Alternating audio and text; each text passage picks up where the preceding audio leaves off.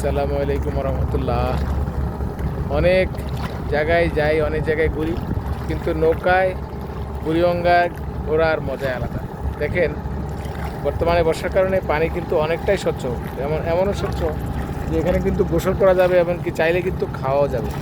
যে নদীর পানি ফেব্রুয়ারি মার্চে বলা যায় দইয়ের মতো ঘন হয়ে যায়, কালো দুর্গন্ধ, এখন কিন্তু পানি অত্যন্ত পরিষ্কার এবং ময়লা আবর্জনা নাই বললেই চলে।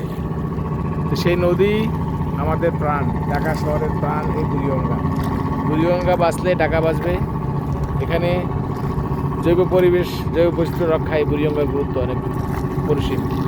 আমরা আসুন সবাই মিলে এই নদী বাঁচাই, এর সৌন্দর্যকে রক্ষা করি এবং আমাদের যে প্রাণের স্পন্দন বুড়িগঙ্গা, সেই বুড়িগঙ্গায় আমরা আবারও মাছ দেখতে চাই। এখানে আমরা গোসল করতে চাই, এর পানি গ্রহণ করতে চাই। এটাই সৌন্দর্য, এটাই প্রকৃতি।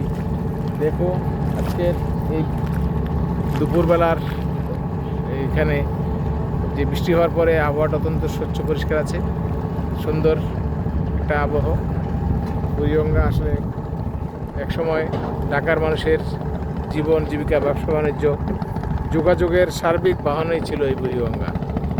দিনে দিনে এর গুরুত্ব হারিয়েছে, কিন্তু একে আমরা আবার ফিরে পেতে চাই আমাদের মাঝে।